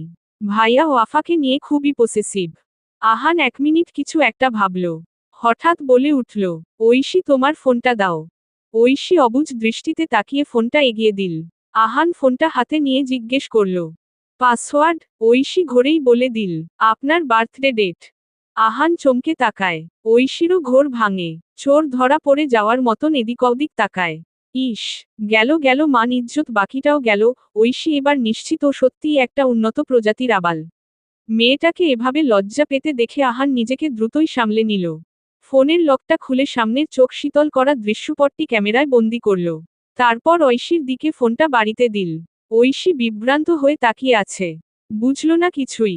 আহান হেসে বলল, ভিডিও ক্লিপটা তোমার ভাইয়াকে সেন্ড করো। ঐশী এতক্ষণে বুঝল সব। উৎফুল্ল মনে ক্লিপটা ঐক্যকে সেন্ড করে দিল। অফিস রুমে বসে টেবিলে থাকা ওয়াফার আরেকটু ছোটবেলার ছবির ফ্রেমটা ছুঁয়ে ছুঁয়ে দেখছিল ঐক্য। মাঝে বেশ কয়েকটা চুমুও খেয়ে নিচ্ছিল। হঠাৎ টেবিলে থাকা সেলফোনটার নোটিফিকেশন বেজে ওঠে। ঐক্য ফোনটা নিয়ে দেখে ঐশী হোয়াটসঅ্যাপে একটা ভিডিও ক্লিপ সেন্ড করেছে। ঐক্য কৌতূহলে ভিডিওটা প্লে করেই ও স্তব্ধ হয়ে তাকিয়ে থাকে। সম্পূর্ণ বাচ্চাভর্তি জয়ল্যান্ডের কিড রাইডারটা শব্দ তুলে ছুটছে। যন্ত্রটি হতে নির্গত শব্দের সাথে বাচ্চাদের উৎফুল্ল ধ্বনি মিশে এক অদ্ভুত সুন্দর শব্দের সৃষ্টি করেছে। ঐক্য এক মুহূর্তর জন্য থমকে গেল। কৌতূহলী চোখ দুটোতে নিমিষে বদলে ভরে উঠল মুগ্ধতায়। রাইডারে মধ্যখানের একটা সিটে আবৃতি হাসজ্জ্বল মুখে বসে আছে। তার পাশের 2টি সিটে বসে আছে আরশান আর ওয়াফা। দুহাতের বাঁধনে সে সযত্নে আগলে রেখেছে দুরন্ত বাচ্চা দুটিকে। ওয়াফা দুহাত মেলে খুশিতে মেতে উঠেছে। ফোকলা দাঁতে খিলখিলিয়ে হাসছে। তার উল্লাস ধ্বনিতে ঐক্যর বুকটা শীতল হয়ে যায়। তার কলিজাটাকে সে কোনোদিন এত মন খুলে হাসতে দেখেছে কিনা মনে পড়ছে না। হঠাৎ ঐক্যর চোখ গেল ওয়াফাকে সযত্নে আঁকড়ে ধরে থাকা আবৃতির দিকে। মেয়েটাকে তার চেনা চেনা লাগল। হঠাৎ মানসস্পটে ভেসে উঠল সেই দিনের একজোড়া বিব্রত মুখ আর লজ্জালু দৃষ্টি। না চাইলেও ঐক্যর মনোযোগী দৃষ্টি নিজের মেয়েকে আগলে রাখা অতি সুশ্রী দেখতে রমণীটির দিকে গেল। বাতাসের দাপটে তার চুলগুলো মুখে উড়ে এসে ভীষণ রকম বিরক্ত করছে। তবুও সে বাচ্চাদের থেকে হাতটা সরিয়ে চুল ঠিক করছে না। ঐক্য কিছুক্ষণ এক দৃষ্টিতে আবৃতিকে দেখল। কেন দেখল জানে না। দুটো শিশুকে পরম মমতায় সাবধানে আগলে রাখা এক আশ্চর্য সুন্দর রমণীর থেকে ঐক্য চাইলেও নজর সরিয়ে নিতে পারল না। ভিডিওটি শেষ হলে ঐক্য কিছু মুহূর্ত থম মেরে বসে থাকে। হঠাৎ উপলব্ধি করল তার মেয়েকে এভাবে আগলে রাখার জন্য একজন মায়ের অভাব। সন্ধ্যা সবে 7:30। ঐক্য আজ বহুদিন পর তাড়াতাড়ি বাসায় ফিরেছে। ওয়াফা তখন স্টাডি রুমে বসে টিউটরের কাছে হোমওয়ার্ক করছিল। পাপার গাড়ির আওয়াজ পেতেই বাচ্চাটা চমকে উঠে। নিশ্চিত হতে চেয়ার ছেড়ে হুড়মুড় করে একলাফে নেমে জানালা দিয়ে দেখে সত্যিই তার পাপা এসেছে। পাপা এসেছে, ইয়ে হো, কি মজা, পাপা এসেছে বলতে বলতে ছুটে নিচতলার দিকে ছোটে। টিউটর সাবধান করে বাচ্চাটাকে এভাবে ছুটতে। ওয়াফা, তুমি পড়ে যাবে, আসতে যাও সোনা। কিন্তু কে শোনে কার কথা। নিচে নেমে দেখে ঐক্য টাই ঢিলে করতে করতে ভেতরে ঢুকেছে। ওয়াফা তাকে দেখে পাপা বলে চিৎকার করে ছুটে আসে। ঐক্য মেয়েকে দেখে অকৃত্রিম হেসে ল্যাপটপের ব্যাগটা সোফায় ছুঁড়ে ঝুঁকে হাত মেলে দেয় মেয়ের দিকে। ওয়াফা একদৌড়ে এসে বাবার বুকে ঝাঁপিয়ে পড়ে। ঐক্য পরম মমতায় কোলে তুলে নেয় পাখি নরম অস্তিত্বখানি। মেয়েকে বুকে জোড়াতেই প্রশান্তিতে ওর বুকটা জুড়িয়ে যায়। ওয়াফা পাপার কাঁধ থেকে মুখ তুলে অবাক স্বরে জিজ্ঞেস করে, পাপা আজ এত তাড়াতাড়ি ফিরে এলে? হ্যাঁ মা, আজ পাপা তার আম্মাজানের সাথে অনেক অনেক সময় কাটাবো। ওয়াফা উচ্ছ্বাসিত গলায় বলল, তাহলে চলো খেলি। খেলবো তো আম্মাজান, তার আগে তোমার বাকি হোমওয়ার্কটা কমপ্লিট করো ফেলো। ওকে। তোমার দিদুন আর পিপ্পি কোথায়? পিপ্পি চারটা চোখ লাগিয়ে পড়ছে। আর দিদুনের হেডেক হচ্ছিল তাই ঘুমুচ্ছে। ঐক্য সিঁড়ি বেয়ে উপরে উঠতে উঠতে জিজ্ঞেস করে, কি খেয়েছেন আজ আম্মাজান? পিপ্পি কাস্টার্ড বানিয়েছিল, ওটা খেয়েছিলাম পাপা। জান পাপা, আজ আমাকে একটাও চকলেট দেয়নি কেউ। বলে কিনা আজ অনেকগুলো চকলেট খেয়েছ। বেশি খেলে টিথে জার্মস হবে। বেশি কোথায় খেলাম, মাত্র 5টাই তো খেলাম। তার মধ্যে একটু তো ওই দুষ্ট ছেলেটাকেই দিয়ে দিলাম। ওয়াফা মুখ ফুলিয়ে বলে। ঐক্য শব্দ করে হেসে দেয় ওয়াফার নালিশ শুনে। মেয়ের ফুলকো গাল দুটোতে চুমু খেয়ে নিজের পকেট থেকে কিটক্যাটের একটা প্যাকেট বের করে দেয়।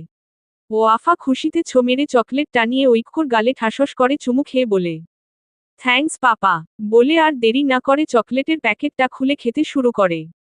ঐক্য হেসে ওয়াফাকে স্টাডি রুমের সামনে নামিয়ে বলল, তুমি যাও হোমওয়ার্ক কর, পাপা ফ্রেশ হয়ে আসছি।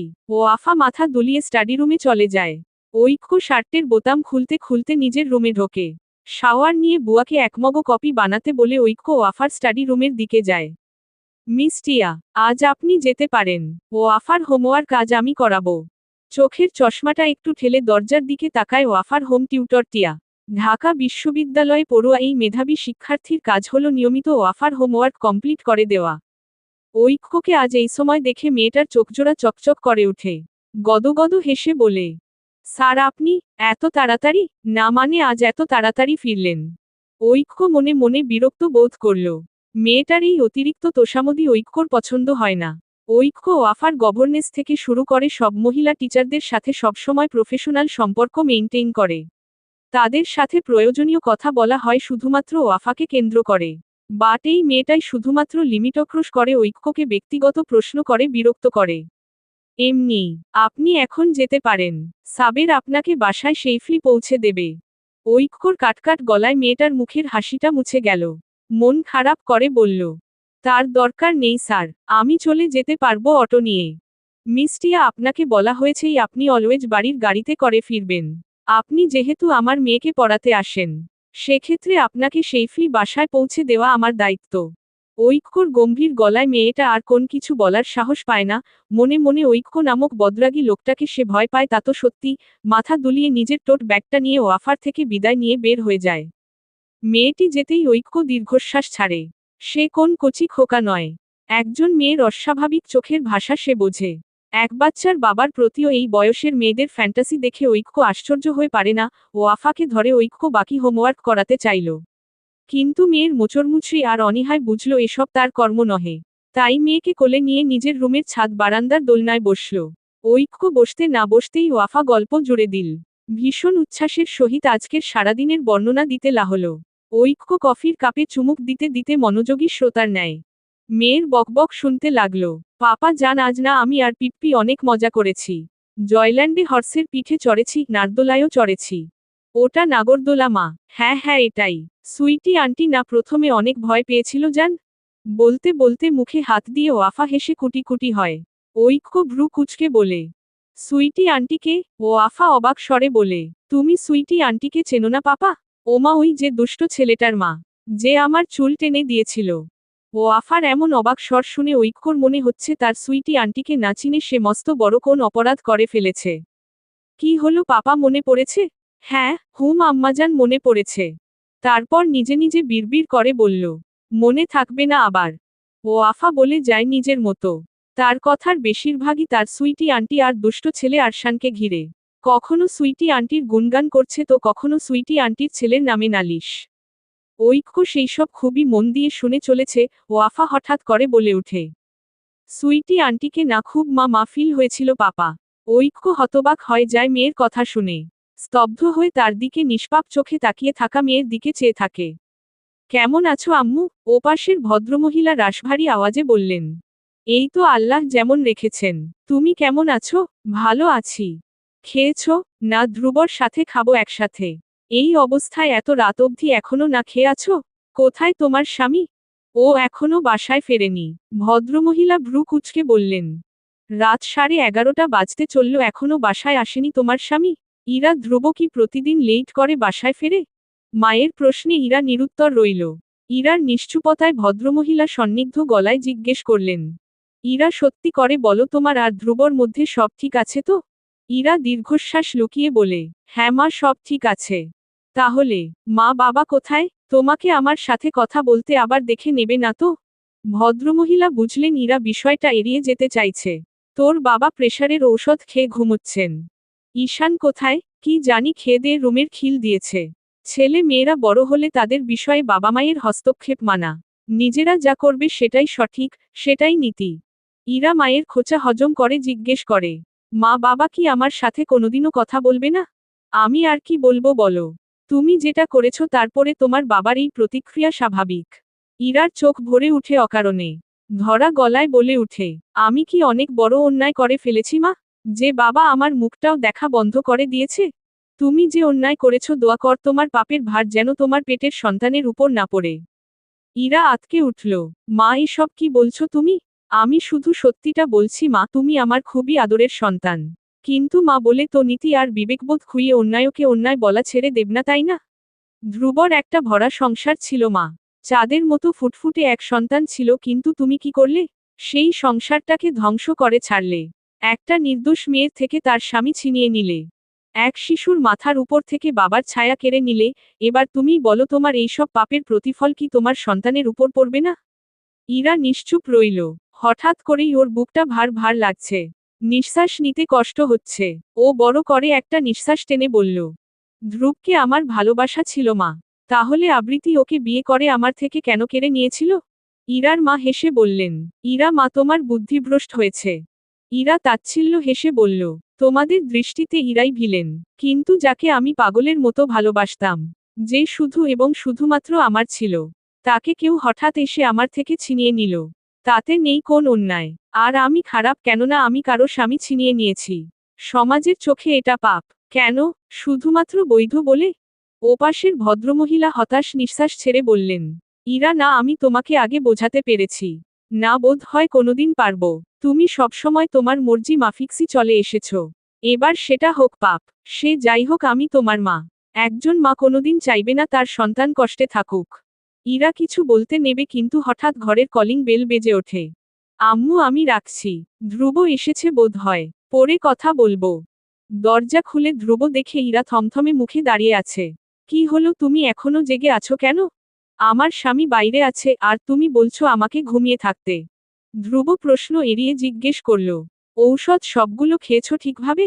আমি এখনো ডিনার করিনি, ধ্রুব অবাক গলায় বলে। ও আট, কেন? আমি অপেক্ষা করেছিলাম তুমি আসলে একসাথে ডিনার করব। এই বাড়িতে আসার পর থেকে তো আমাদের একসাথে ডিনার করাই হয় না, কিন্তু তুমি এত লেটে ফিরবে কে জানতো? তা এত লেট করার কারণটা কি ধ্রুব? ধ্রুব গম্ভীর গলায় বলল, আমার কাজ থাকে ইরা, শখে তো আর বাইরে পড়ে থাকি না। ইরা শক্ত কণ্ঠে বলল, আমি আসাদ ভাইকে ফোন করেছিলাম ধ্রুব। সে বলেছে তুমি সেই 7:30টায় বের হয়ে গিয়েছিলে। তাহলে কি এমন গুরুত্বপূর্ণ কাজ করলে এত রাত অবধি? ধ্রুব হঠাৎ রেগে গিয়ে চিৎকার করে উঠে, আমার সব কাজের কৈফিয়ত কি এখন তোমাকে দেওয়া লাগবে ইরা? আমার কি প্রাইভেট স্পেস বলে কিছুই নেই? প্রতিদিন ঘরে অশান্তি, তাই দেরি করে বাসায় ফিরি একটু শান্তির জন্য। এখন দেখি এতেও জ্বালা। আমি কি এবার মরে যাব? তাহলে হবে তোমার শান্তি? ধ্রুবর চিৎকারে কেঁপে ওঠে, 2 পা পিছিয়ে যায় ইরা। ওর চোখে অবিশ্বাস। কোথায় যাচ্ছিস? একটা মডেলিংয়ের ইন্টারভিউতে। তুই পাগল হয়ে গিয়েছিস মাহিরা? মেয়েটা এদিকে জ্বরে কাতরাচ্ছে, আর তুই আছিস তোর সো কোল্ড মডেলিং নিয়ে। মাহিরা ঠোঁটে লিপস্টিক পরতে পরতে বলে, ঐক্য এমন অফার সব সময় পাওয়া যায় না। আর বেবির একদিন এক সমস্যা থাকবেই। তাই বলে কি সবসময় এমন অফার ছেড়ে দেব? তুই জানিস এই ইন্টারভিউতে আমি গ্রান্টেড হলে আমার মডেলিং ক্যারিয়ারটা একদম ফিক্সড। ন্যানি তো আছেই, বেবিকে সে দেখে রাখবে, আর আমি সন্ধ্যায় ফিরে আসব। ঐক্য হতবাক স্বরে বলল, মডেলিং এখন তোর সন্তানের থেকেও বড় হয়ে গেল? তুই এতটা স্বার্থপর কবে থেকে হলি মাহিরা? মাহিরা তেতে উঠে বলে, ঠিক এই কারণে। এসব ভবিষ্যতে হবে এটা জেনেই আমি বলেছিলাম এবর্ষণ করে ফেলি। কিন্তু তুই কি বলেছিলি? তুই আমাকে এসিউড করেছিলি এই বেবিটা কখনো আমার স্বপ্নপূরণের পথে বাধা হবে না। মাহিরা, চিৎকার করবি না ঐক্য। বাচ্চা, সংসার সামলানোর জাতাকলে পিষ্ট হয়ে আমি আমার স্বপ্ন পূরণ করতে পারছি না। আর কত স্যাক্রিফাইস করব আমি? ঐক্য নিজেকে নিয়ন্ত্রণ করে, শান্ত সুরে বলে, মায়েদের একটু স্যাক্রিফাইস করতে হয় মাহিরা।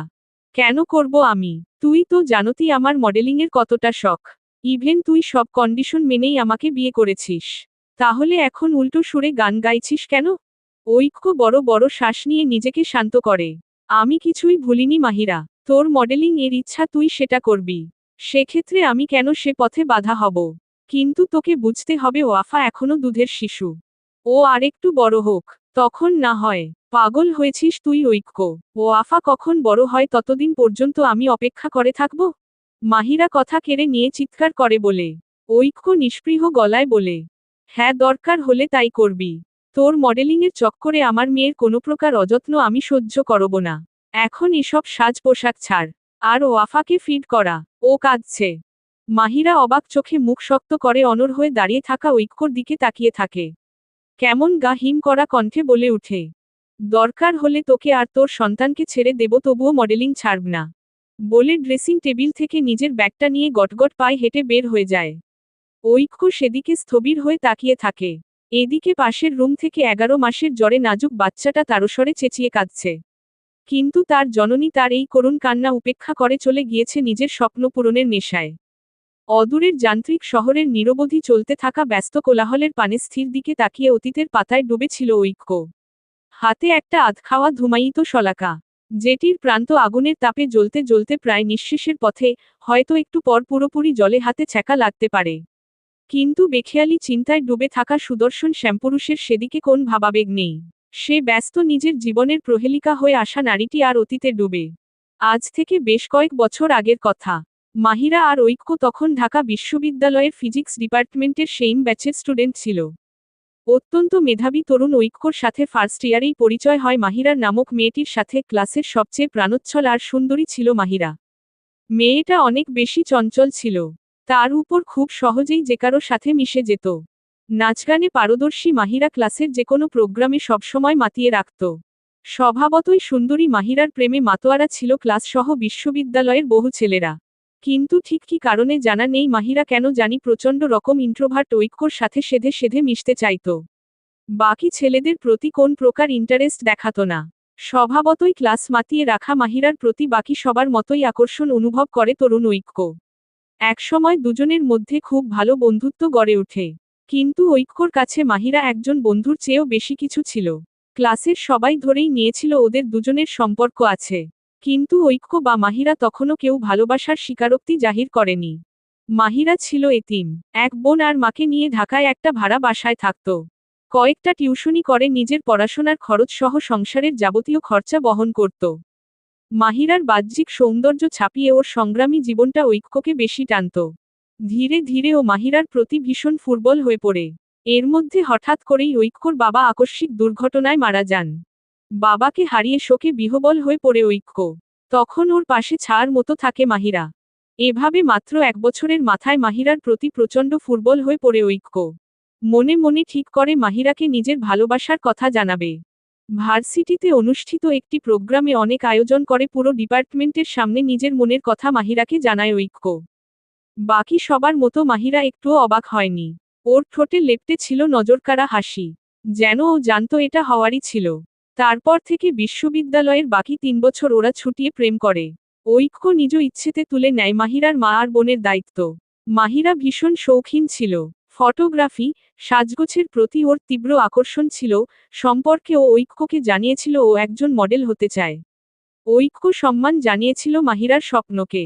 কোনোদিন মাহিরার প্রতি কোন প্রকার জোর প্রদর্শন করেনি। মাহিরাকে দিয়েছিল অবাধ স্বাধীনতা। প্রেমের সম্পর্কে থাকাকালীন ঐক্য মাহিরাকে অধিকবার জোবায়দা বেগমের পরামর্শে বিয়ের প্রস্তাব দিয়েছিল। কেননা ততদিনে বাবার ব্যবসার একচ্ছত্র অধিপতি ছিল ঐক্য। মাহিরার দায়িত্ব নেওয়ার মতো অবস্থা ওর ছিল। কিন্তু মাহিরা প্রতিবার পড়াশোনা শেষ করা ছাড়া বিয়ে করবে না বলে ঐক্যকে ফিরিয়ে দিত। কিন্তু ওদের সেই ভালোবাসার স্রোত একসময় মাহিরার সম্মতিতে শারীরিক সম্পর্কের পর্যায়ে পৌঁছে গেলে ঐক্য মাহিরাকে বিয়ের জন্য জোর দেয়। এক পর্যায়ে মাহিরাও আর না করে না। কিন্তু জুড়ে দেয় নানা রকম শর্ত। মাহিরার প্রেমে অন্ধ ঐক্য সেসব শর্ত সরল মনে মেনে নেয়। তারপর মহা ধুমধামে মাহিরাকে পুত্রবধূ করে ঘরে তোলেন জোবায়দা বেগম। বিয়ের পরের 2 বছর ওদের ভালোবাসা, ঘোরাঘুরি আর আনন্দে কেটে যায়। ঐক্য ব্যস্ত ছিল নিজ বাবার ফেলে রাখা বিজনেসের খুঁটি শক্ত করতে আর মাহিরা ব্যস্ত ছিল নিজের মডেলিং ক্যারিয়ার গোছাতে। কিন্তু আসল সমস্যার শুরু হয় যখন ভুলবশত মাহিরা প্রেগন্যান্ট হয়ে পড়ায়। ২৬ বছরের ঐক্য ভীষণ খুশি ছিল পিতা হওয়ার সংবাদটি শুনে। তখন সবে সবে মাহিরা বিভিন্ন কোম্পানিগুলোতে বিজ্ঞাপনের মডেলিংয়ের ইন্টারভিউ দিচ্ছিল। কিন্তু মাতৃত্বের মতো সুন্দর এই অপ্রত্যাশিত সংবাদটি যেন ওকে স্তব্ধ করে তোলে। একদিন ধুম করে বলে ফেলে বাচ্চাটা এবর্ষণের কথা। কথাটা শুনে যেন ঐক্যর পায়ের তলার জমিন সরে যায়। ও হতবাক চোখে মাহিরার স্বাভাবিক মুখপানে তাকিয়েছিল। কিন্তু মাহিরা ছিল নিজ সিদ্ধান্তে অটল, ও কিছুতেই এই বাচ্চাটা রাখবে না। ঐক্য এই নিষ্ঠুর মাহিরাকে চিনতে পারে না। ও অবাক হয় এই মাহিরা কি সেই, যাকে ও দীর্ঘ 5 বছর যাবৎ ভালোবেসেছিল। ঐক্য বহু কষ্টে মাহিরাকে রাজি করাই ওর সন্তানটাকে না মারতে। নিশ্চয়তা দেয় বাচ্চাটা কখনো ওর স্বপ্নপূরণের পথে বাধা হবে না। প্রেগন্যান্সি থেকে ওয়াফা দুনিয়ায় আসার আগ পর্যন্ত মাহিরা বড্ড নির্লিপ্ততা ছিল। যেন ওর মধ্যে মা হওয়ার কোন অনুভূতিই নেই। ওয়াফার জন্মের পরও মাহিরার মধ্যে তেমন পরিবর্তন হয়নি। দিনের বেশিরভাগ সময়ই ওয়াফাকে জোবায়দা বেগম আর ন্যানিরা সামলে রাখত। ঐক্য অফিসে থাকায় সেসব ব্যাপারে কিছুই জানত না। জোবায়দা বেগম কোনোদিন জানতেই দেননি মাহিরার ওয়াফার প্রতি দায়িত্বহীনতার কর্মকাণ্ড। কিন্তু ঐক্য অগোচরে থাকা সব খবরই ও জানত বাসার সিসিটিভি ফুটেজের মাধ্যমে। প্রায় দিন এই নিয়ে ওদের মধ্যে ঝগড়া সৃষ্টি হতো। এই ঝগড়া একদিন ওদের সম্পর্কের দীর্ঘ ফাটলের রূপ নেয়। রাগে হিতাহিত অজ্ঞানশূন্য মাহিরা শেষ পর্যন্ত নিজের মাতৃত্বে কলঙ্ক লাগিয়ে 19 মাসের দুধের শিশু ছোট্ট ওয়াফাকে ফেলে নিজের ফ্ল্যাটে চলে যায়। দুধের তেষ্টায় কাতর ওয়াফা চিৎকার করে কাঁদে মায়ের এক ফোঁটা দুধের জন্য। মেয়ের কান্নায় দিকদিশা হারিয়ে ঐক্য ছুটে যায় মাহিরার ফ্ল্যাটে ওকে ফিরিয়ে আনতে। যেটা কিনা বিয়ের পর ঐক্যই মাহিরাকে গিফট করেছিল। কিন্তু ঐক্যকে সম্পূর্ণ হতবাক করে দিয়ে নিজের দীর্ঘ 5 বছরের ভালোবাসাকে পায় মারিয়ে মাহিরা ঐক্যর হাতে তুলে দেয় ডিভোর্স পেপার, যেখানে জলজল করছিল মাহিরার হস্তনামা। ডিভোর্স পেপারটা হাতে নিয়ে কেমন অবোধের মতো ফ্যালফ্যাল করে মাহিরার দিকে তাকিয়েছিল ঐক্য। যেন মেলাতে চেষ্টা করছে প্রেমিকা রূপী ওই মাহিরার সাথে এই মাহিরাকে। তারপর প্রতারণা, বিশ্বাসঘাতকা আর জীবনের কুল কিনারা হারিয়ে তৈরি হয় আজকের ছন্নছাড়া, নেশাখোর ঐক্য। স্যার আসবো, কারো নম্র সুরের ডাকে অতীত থেকে ছিটকে যেন বাস্তবে ফিরল ঐক্য। কখন যে চোখে জল জমেছে ও টের পেল না। তড়িঘড়ি করে চোখের অবাঞ্ছিত জলটুকু হাতের অনামিকা আঙুলের সাহায্যে ছিটকে বাহিরে ফেলে দিয়ে পেছনে ফিরে নিজেকে ধাতস্থ করে গলা খানিকটা খাকারি দিয়ে বলে, হ্যাঁ আসো। কেবিনের কাছের দরজা খুলে ভেতরে প্রবেশ করে ঐক্যর পিয়ে রবিন। স্যার ডেকেছিলেন? হ্যাঁ, আজকের দুপুরের মিটিংটা ক্যান্সেল করে দাও। আমি ওয়াফাকে পিক করতে ওর স্কুলে যাব। জি স্যার, আমি ক্লায়েন্টদের জানিয়ে দিচ্ছি। সাবেরকে গাড়ি বের করতে বলো, আমি বের হব। সকাল 11:30টার সময়ে ম্যাফল লিফ ইন্টারন্যাশনাল স্কুলের গেইটের সামনে থামল একটি কালো রঙের অত্যাধুনিক বিএমডব্লিউ কার।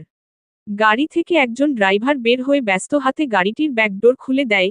গাড়ি থেকে বের হয় চকচকে হিল পরা একটি পা। ব্লু ডেনিম জিন্স আর ব্ল্যাক ক্রপটপ পরিহিতা এক লাস্যময়ী নারী কার থেকে বের হয়ে সরু দৃষ্টিতে তাকায় সামনের সুউচ্চ ভবনটির দিকে। হাতে থাকা মাস্কটা পরে নিয়ে নারীটি স্কুলের ভেতরের দিকে ঢোকে। কেমন হয়েছে পাস্তা মামনি? ও আফা ফর্ক দিকে পাস্তা খেতে খেতে বলে। অনেক ইয়াম্মি হয়েছে সুইটি আন্টি। পাশে বসে আরশান নিশ্চুপ বসে বসে তার ভাগের পাস্তাটা খাচ্ছে। আজকেও তার খাবারটা এই পচা মেয়ের সাথে ভাগ করতে হচ্ছে বলে বরাবরের মতো তার মসৃণ কপালটা কুঁচকে আছে। আজ কি হয়েছে জানো? আবৃতি গালে হাত দিয়ে অত্যন্ত কিউট ভঙ্গিতে খাবার খাওয়া বাচ্চাটিকে পরখ করছিল। ও আফার কথায় আগ্রহী স্বরে বলল। কি হয়েছে? ও আফা মুখে হাত চেপে হেসে বলে। আজ না, আমি টিফিনটা বাসার বিনে ফেলে এসেছি। আবৃতি গাল থেকে হাত সরিয়ে চোখ বড় বড় করে বলে। কিন্তু এটা কেন করেছো বেবি? ও আফা ঠোঁট উল্টে নিষ্পাপ চোখে তাকিয়ে বলে। আমার না, তোমার হাতর ইয়াম্মি ইয়াম্মি খাবারগুলো খেতে অনেক মজা লাগে। রিমলি আন্টি একদম পচা খাবার বানায়।